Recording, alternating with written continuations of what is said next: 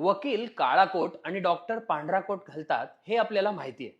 पण ह्याच रंगाचे कोट हे लोक का घालतात असा प्रश्न तुम्हालाही पडला असेल ना. चला तर मग जाणून घेऊया यामागचं कारण नेमकं काय आहे. काळ्या रंगाला नेहमी गंभीरता, शक्ती आणि आदराचं प्रतीक मानलं जातं. म्हणून वकील त्यांच्या व्यावसायिक आयुष्यात काळ्या रंगाचा कोट परिधान करतात.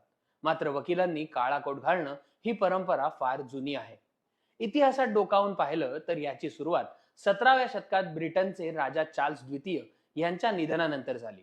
त्यांच्या निधनानंतर वकिलांनी आणि न्यायाधीशांनी शोक व्यक्त करण्यासाठी काळे कपडे घालणं सुरू केलं होतं. पुढे जाऊन हीच परंपरा बनली आणि आज सुद्धा ही परंपरा कायम आहे. जेव्हा वकील काळ्या रंगाचा कोट घालून कोर्टात प्रवेश करतात तेव्हा त्यांच्याद्वारे हाती घेतलेल्या बाबींचे गांभीर्य आणि प्रामाणिकपणा यातून दिसून येतो.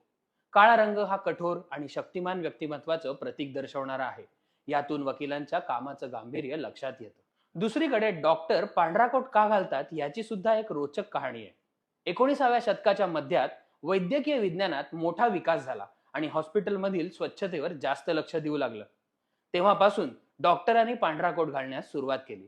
कारण पांढऱ्या रंगावर डाग लगेच दिसून येतात, ज्यामुळे हा रंग डॉक्टरांना स्वच्छतेप्रती जागरूक करतो. याशिवाय दुसरं मोठं कारण म्हणजे विश्वास.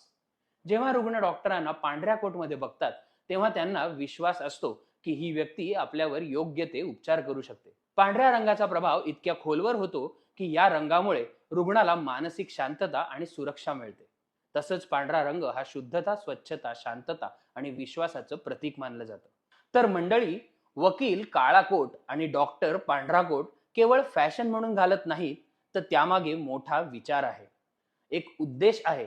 ही माहिती तुम्हालाही समजली असेलच. तुम्हाला ही माहिती कशी वाटली हे आम्हाला कमेंटमध्ये